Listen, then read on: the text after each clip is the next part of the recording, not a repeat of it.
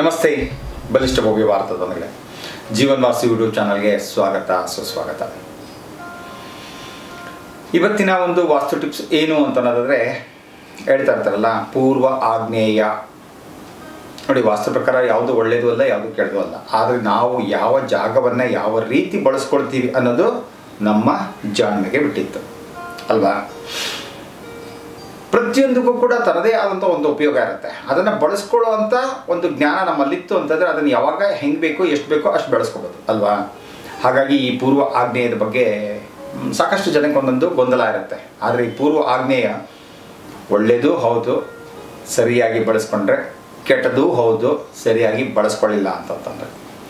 ಈ ಪೂರ್ವ ಆಗ್ನೇಯದಿಂದ ಕೆಲವರಿಗೆ ಈ ಪೂರ್ವ ಆಗ್ನೇಯದಲ್ಲಿ ಗೊತ್ತಿಲ್ಲದೆ ಕೂತ್ಬಿಟ್ಟಿರ್ತಾರೆ, ಮಾಡ್ತಾ ಇರ್ತಾರೆ. ಯಾರಿಗೆ ಬರೀ ಯೋಚನೆ ಮಾಡೋದೇ ಆಗ್ಬಿಡುತ್ತೆ, ಬರೀ ಅನಾಲಿಸಿಸ್ ಮಾಡೋದಾಗುತ್ತೆ, ಬರೀ ತುಲನೆ ಮಾಡೋದೇ ಆಗುತ್ತೆ, ಜೀವನದಲ್ಲಿ ಸರಿಯಾಗಿ ಒಂದು ನಿರ್ಧಾರಕ್ಕೆ ಬರೋಕ್ಕಾಗ್ತಾ ಇಲ್ಲ, ಮಾಡ್ತಾ ಇಲ್ಲ ಅಂತ ಅನ್ನೋದಾದರೆ ಅವರ ಮನೆಯ ಪೂರ್ವ ಆಗ್ನೇಯ ಕೂಡ ಕೆಟ್ಟಿರುತ್ತೆ ಅಂತ ಅರ್ಥ. ಅವಾಗ ಏನು ಮಾಡಬೇಕು? ಎಲ್ಲಿ ಪೂರ್ವ ಆಗ್ನೇಯ ಬರುತ್ತೆ ಅಂತಂದರೆ ಆಗ್ನೇಯಕ್ಕೂ ಮತ್ತು ಪೂರ್ವಕ್ಕೂ ನಡುಭಾಗದಲ್ಲಿ ಏನು ಬರುತ್ತಲ್ಲ ಅದು ಪೂರ್ವ ಆಗ್ನೇಯ, ಈಸ್ಟ್ ಆಫ್ ಸೌತ್ ಈಸ್ಟ್ ಅಂತ. ನಾನು ಮಾಡುವಂಥ ಯೋಚನೆಗಳು ಫಲಕಾರಿಯಾಗಿರಬೇಕು, ಪ್ರಯೋಜನಕಾರಿಯಾಗಿರಬೇಕು, ಅದರಿಂದ ಉಪಯೋಗ ಆಗಬೇಕು, ಬೆನಿಫಿಟ್ ಸಿಗಬೇಕು ಅಂತ ಒಂದು ಆಸೆ ಆಕಾಂಕ್ಷೆ ನಿಮಗಿತ್ತು ಅಂತಂದರೆ ಏನು ಮಾಡ್ಬೋದು? ಆ ಜಾಗದಲ್ಲಿ ಒಂದು ಸಮುದ್ರ ಮಂಥನದ ಒಂದು ಚಿತ್ರವನ್ನು ಹಾಕಬಹುದು. ಸಮುದ್ರ ಮಂಥನ ಅಂದರೆ ಗೊತ್ತಿದೆಯಲ್ವಾ? ಇತ್ತ ಕಡೆಗೆ ದೇವರು, ಈ ಕಡೆಗೆ ದಾನವರು, ಅಂದರೆ ಈ ಕಡೆಗೆ ರಾಕ್ಷಸರು, ಈ ಕಡೆ ದೇವತೆಗಳು, ಇವರಿಬ್ಬರು ಸೇರಿಸಿ ವಾಸುಕಿಯನ್ನು ತೆಗೆದುಕೊಂಡು ಮೇರು ಪರ್ವತವನ್ನು ಇಟ್ಟು ಕಡಿದು ಅದರಿಂದ ಅಮೃತವನ್ನು ತಗೊಂಡ್ರು ಅಂತಂದ್ಬಿಟ್ಟು. ಅಮೃತ ಫಸ್ಟ್ ಬಂದ್ಬಿಡ್ತಾ? ಇಲ್ಲ, ಅಮೃತ ಕೊನೆಯಲ್ಲಿ ಬಂತು. ಫಸ್ಟ್ ಬಂದಿದ್ದೇನು? ಹಾಲಾಹಲ. ಹಾಗಾಗಿ ಮನೆಯಲ್ಲಿ ಈ ಚಿತ್ರವನ್ನು ಇಟ್ಟು ಮಾಡಿದಾಗ ನಿಮ್ಮ ಮನಸ್ಸಲ್ಲಿ ಏನಿರಬೇಕು? ಈ ಹಾಲಾಹಲ ಅಂತ ಬಂತು ಅಂದರೆ ಅದು ಬಂತು ಅಂತಲ್ಲ, ಹೋಯ್ತು ಅಂತ ಅನ್ಕೋಬೇಕು. ನಮ್ಮಿಂದ ನೆಗೆಟಿವ್ಸ್ ಎಲ್ಲ ಹೋಯ್ತು, ನೆಕ್ಸ್ಟ್ ಬರುವಂಥದ್ದು ಅಮೃತ, ಪಾಸಿಟಿವ್ ನನ್ನ ಜೀವನದಲ್ಲಿ ಬರ್ತಾ ಇದೆ ಅನ್ನೋ ಒಂದು ಭಾವನೆಯಿಂದ ಈ ಒಂದು ಚಿತ್ರವನ್ನು ಮನೆಯ ಪೂರ್ವ ಆಗ್ನೇಯದಲ್ಲಿ ಹಾಕೋದ್ರಿಂದ ಏನಾಗುತ್ತೆ? ಯಾಕಂದರೆ ಒಂದು ಸಲ ಹಾಲಾಹಲ ಬಂದಿಂದ ಅಲ್ಲಿಂದ ಮುಂದೆ ಬರುವಂಥದ್ದು 16 ರೀತಿಯಾದಂಥ ಅತ್ಯುತ್ತಮವಾದಂಥ ಶುಭ ವಸ್ತುಗಳು ಅದರೊಳಗಿಂದ ಬರುತ್ತೆ ಅಂತ ಅನ್ನೋದು ನಮ್ಮೆಲ್ಲರ ನಂಬಿಕೆ.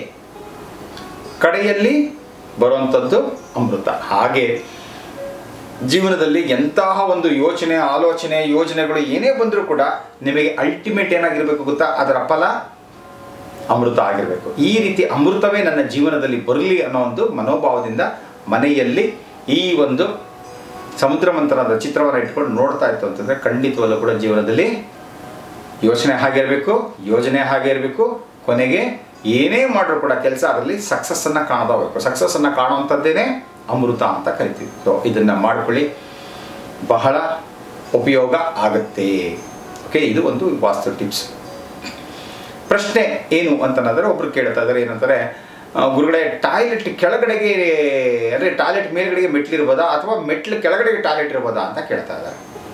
ಖಂಡಿತವನ್ನು ಇಟ್ಕೋಬೋದು, ತಪ್ಪೇನೂ ಇಲ್ಲ. ಆದರೆ ಆ ಟಾಯ್ಲೆಟ್ ಎಲ್ಲಿ ಬರುತ್ತೆ ಅನ್ನೋದು ವೆರಿ ಇಂಪಾರ್ಟೆಂಟ್. ಯಾಕಂದರೆ ಈಗಾಗಲೇ ಹೇಳ್ಬಿಟ್ಟಿದ್ದೀನಿ, ಸಾಕಷ್ಟು ಹೇಳಿದ್ದೀನಿ ನಾನು. ಇರಲಿ, ನಿಮಗೆ ಪ್ರಶ್ನೆಗಳನ್ನ ಕೇಳ್ತಾರೆ, ಅದಕ್ಕೆ ಸರಿಯಾಗಿ ನಾನು ಉತ್ತರನ ಕೊಡ್ತಾ ಹೋಗ್ತಾ ಇರ್ತೀನಿ. ಏನೇನು ಅಂತಂದರೆ ಯಾವ ಭಾಗದಲ್ಲಿ ಮೆಟ್ಟಲಿದ್ದು ಆ ಮೆಟ್ಟಲ ಕೆಳಗಡೆ ಟಾಯ್ಲೆಟ್ ಇದ್ದರೆ ಉತ್ತಮ ಅಂತ ಅನ್ನೋದನ್ನ ಹೇಳ್ಬಿಡ್ತೀನಿ. ಏನು ಅಂತಂದರೆ, ಒಂದು ಈಸ್ಟ್ ಆಫ್ ಸೌತ್ ಈಸ್ಟ್, ಈಗಷ್ಟೇ ಹೇಳ್ತಾ ಇದ್ದಲ್ಲ, ಪೂರ್ವ ಆಗ್ನೇಯ. ಎರಡನೇದು ಸೌತ್ ಆಫ್ ಸೌತ್ ವೆಸ್ಟ್, ಯಾವುದು? ದಕ್ಷಿಣ ನೈಋತ್ಯ. ಮೂರನೇದು ವೆಸ್ಟ್ ಆಫ್ ನಾರ್ತ್ ವೆಸ್ಟ್, ಯಾವುದು? ಪೂರ್ವ ಪಶ್ಚಿಮ ನೈಋತ್ಯ. ಪಶ್ಚಿಮ ನೈಋತ್ಯ ಬರಲ್ಲ, ಪಶ್ಚಿಮ ವಾಯುವ್ಯ. ಈ 3 ಭಾಗಗಳಲ್ಲಿ ಮೆಟ್ಲು ಬಂದು ಆ ಮೆಟ್ಲ ಕೆಳಗಡೆ ಟಾಯ್ಲೆಟ್ ಇತ್ತು ಅಂತಾನೆ ನಿಮಗೆ ಯಾವುದೇ ರೀತಿಯಾದಂಥ ದೋಷಗಳು ಇಲ್ಲ. ಅದು ಬಿಟ್ಟು ಬೇರೆ ಇನ್ನೆಲ್ಲೋ ಮೆಟ್ಲಿದೆ, ಅದಕ್ಕೆ ಕೆಳಗಡೆ ಟಾಯ್ಲೆಟ್ ಬಂದರೆ ಏನಾಗ್ಬಿಡುತ್ತೆ? ಯಾವ ಭಾಗದಲ್ಲಿ ಟಾಯ್ಲೆಟ್ ಬಂದರೆ ಅದಕ್ಕೆ ಏನು ಪರಿಹಾರ ಅಂತ ಅನ್ನೋದನ್ನು ಈಗಾಗಲೇ ಸಾಕಷ್ಟು ಹೇಳ್ಬಿಟ್ಟಿದ್ದೀನಿ. ಹೆಚ್ಚಿಗೆ 1-1.5 ವರ್ಷಕ್ಕೆ ಮುಂಚೆನೇ ಹೇಳ್ಬಿಟ್ಟಿದ್ದೀನಿ. ಯಾವ್ಯಾವ ಭಾಗದಲ್ಲಿ ಟಾಯ್ಲೆಟ್ ಇದ್ದರೆ ಏನೇನಾಗುತ್ತೆ, ಅದಕ್ಕೆ ಯಾವ್ಯಾವ ರೀತಿ ಪರಿಹಾರ ಮಾಡ್ಕೋಬೇಕು ಅಂತ ಹೇಳಿದ್ದೀನಿ. ದಯವಿಟ್ಟು ಹಳೆ ವಿಡಿಯೋಗಳನ್ನು ನೋಡ್ತಾ ಹೋಗಿ ಪರಿಹಾರವನ್ನು ಕಂಡುಕೊಳ್ಳಿ, ಚೆನ್ನಾಗಿ ಬಾಳಿ ಅಂತ ಹೇಳ್ತೀನಿ. ಎರಡನೇ ಪ್ರಶ್ನೆ ಏನು ಅಂತಂದರೆ, ಒಬ್ರು ಕೇಳ್ತಾ ಇದ್ದಾರೆ, ಗುರುಗಳೇ ಪಶ್ಚಿಮಕ್ಕೆ ಸೈಟ್ ಇದೆ, ಅದಕ್ಕೆ ರೋಡ್ ಹಿಟ್ ಹೊಡಿತಾ ಇದೆ, ಏನು ಅಂತಂತಂದರೆ 2 ಕಡೆ ರೋಡ್ ಹಿಟ್ ಹೊಡಿತು ಅಂತಂತಂದರೆ ಶುಭ, ಇನ್ನೊಂದು ಕಡೆ ರೋಡ್ ಹಿಟ್ ಹೊಡಿತು ಅಂತಂದರೆ ಅಶುಭ. ಯಾವುದು ಅಂತಂದರೆ ಪಶ್ಚಿಮ ನೈಋತ್ಯ ಭಾಗದಲ್ಲಿ, ವೆಸ್ಟ್ ಆಫ್ ಸೌತ್ ವೆಸ್ಟ್, ಈ ಭಾಗದಲ್ಲಿ ಏನಾದರೂ ರೋಡ್ ಹಿಟ್ ಹೊಡಿತು ಅಂತಂದರೆ ಅದು ತೊಂದರೆ ಆಗುತ್ತೆ. ನಿಮ್ಮ ಸೈಟಿಗೆ ನಡುಭಾಗದಲ್ಲಿ ಏನಾದರೂ ರೋಡ್ ಹಿಟ್ ಹೊಡಿತಾ ಇತ್ತು ಅಂತಂದರೆ ಅದು ಶುಭನೇ ಆಗುತ್ತೆ. ಹಾಗೆ ನಿಮ್ಮ ಸೈಟಿಗೆ ನಾರ್ತ್ ಆಫ್ ನಾರ್ತ್ ವೆಸ್ಟು ಅಥವಾ ನಾರ್ತ್ ವೆಸ್ಟು ಅಂದರೆ ವಾಯುವ್ಯ ಭಾಗದಲ್ಲಿ ನಾನು ರೋಡ್ ಇಟ್ಟು ಹೊಡಿತಾ ಇರ್ತದೆ, ಅದು ಕೂಡ ಶುಭನೇ, ಅಶುಭ ಆಗೋದಿಲ್ಲ. ಹಾಗಾಗಿ ನೀವು ಯಾರು ಪ್ರಶ್ನೆ ಕೇಳಿದ್ದೀರೋ ಅವರಿಗೆ ಇದು ಉತ್ತರ. ಬಟ್ ಯಾವ ಭಾಗದಲ್ಲಿ ಹೊಡಿತಿರೋದನ್ನ ನನಗೆ ಗೊತ್ತಿಲ್ಲ, ನೀವು ಅದನ್ನು ತಿಳಿಸ್ಬೇಕು.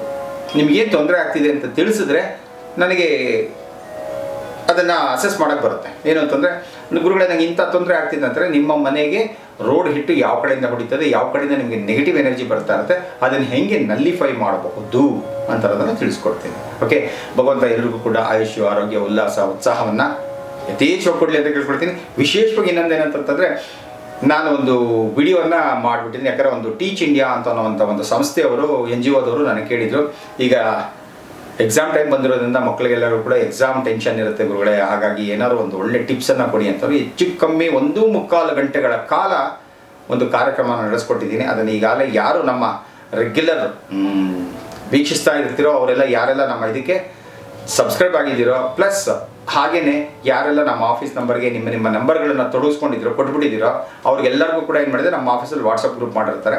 ಅದರಲ್ಲಿ ಏನು ಮಾಡ್ತಾರೆ, ಪ್ರತಿ ವಿಡಿಯೋಸನ್ನು ಕೂಡ ಅದಕ್ಕೆ ಅಪ್ಲೋಡ್ ಮಾಡ್ತಾ ಇರ್ತಾರೆ. ಈಗ ಅದನ್ನು ಕೂಡ ಇವತ್ತು ಅಪ್ಲೋಡ್ ಮಾಡಿದ್ದಾರೆ. ನೋಡಿ, ಯಾರಿಗೆ ಸಿಕ್ಕಿದೆಯೋ ಅವ್ರು ನೋಡಿ, ಇಲ್ಲ ಅಂತನೋರು ನಮ್ಮ ಆಫೀಸ್ಗೆ ಒಂದು ಫೋನ್ ಮಾಡ್ಬೋದು ಅಥವಾ ಒಂದು ಮೆಸೇಜ್ ಕಳಿಸ್ಬಿಟ್ಟು ದಯವಿಟ್ಟು ಆ ವಿಡಿಯೋನ ಕಳಿಸ್ಕೊಡಿ ಅಂತೇಳಿ. ಅದರಲ್ಲಿ ಅನೇಕ ರೀತಿಯಾದಂಥ study memory technique plus yogic techniques ಹಾಗೆಯೇ NLP ಟೆಕ್ನಿಕ್ಸನ್ನು ಕೊಟ್ಟಿದ್ದೀನಿ. ಆ ಕಾರ್ಯಕ್ರಮ ಅಟೆಂಡ್ ಮಾಡಿದಂಥ ಮಕ್ಕಳೆಲ್ಲ ಹೇಳಿದಂಥ ಒಂದು ಮಾತು ಏನು ಅಂತಂದರೆ, ನಮ್ಮ ಜೀವನದಲ್ಲಿ ಇಂಥ ಅತ್ಯುತ್ತಮವಾದಂಥ ಒಂದು ಕ್ಲಾಸನ್ನು ಕೇಳಿಲ್ಲ, ನೋಡಿಲ್ಲ, ಅನುಭವಿಸಿಲ್ಲ. Thank you so much sir, ತುಂಬ ಚೆನ್ನಾಗಿ ಮಾಡಿಕೊಟ್ರಿ ಅಂತ ಹೇಳಿದ್ದಾರೆ. ನಾನು ಅವ್ರಿಗೆ ಥ್ಯಾಂಕ್ಸ್ ಹೇಳಬೇಕು. ಯಾಕೆ ಅಂತಂತಂದರೆ ಅವ್ರು ನೋಡೋ ಹೊತ್ತಿಗೆ ನಾನು ಮಾಡೋಕ್ಕಾಯ್ತು. ಓಕೆ, ನೋಡ್ಕೊಳ್ಳಿ, ಇದರ ಸದುಪಯೋಗವನ್ನು ಪಡಿಸ್ಕೊಳ್ಳಿ ಅಂತ ಹೇಳ್ತಾ ನಮಸ್ತೆ, ಜೈ ಹಿಂದ್.